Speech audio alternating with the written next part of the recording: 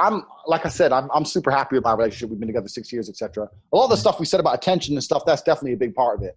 But I think that's 90% of it. I think 99% of a relationship is making sure that she respects you, and you do that by making her respect yourself, and just rewarding her, rewarding amazing behavior.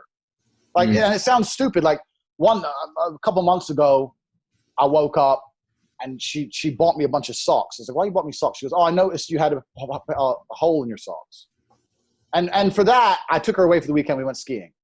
She's like, well, and I said, she goes, "Why are you taking me skiing over socks?" It's like, because I like that you noticed and you went out your way and you did something. Da, da, da. But then when I said, because my girl's Ukrainian, she really wants to come to America. She's obsessed with America because they think it's some promised land.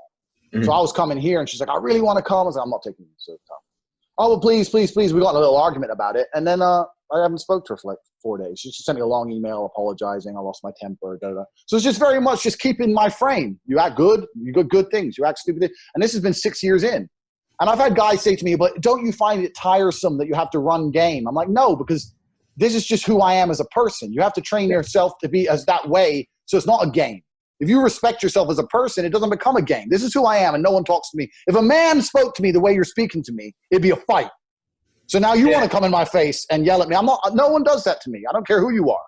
Like, I've had too many physical altercations with men to have some chick in my face screaming at me. You know? So it's like, you're going to talk to me that way, I'm out.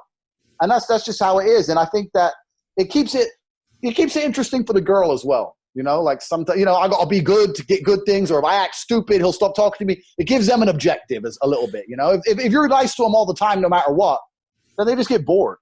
That's all a lot of it is. You know, another question. When you were talking to me, okay, back to what you said, let's say she stopped talking to those guys, right? And those guys stopped hitting her up and shit too. Now those guys aren't giving her attention. Yeah. Does she start to long for that? Would that actually like push them towards those guys potentially? Yeah, I mean, well, what I do, I say this all the time. If you say, "Look, stop talking to this dude," and she'll do it, then I'll reward her for that.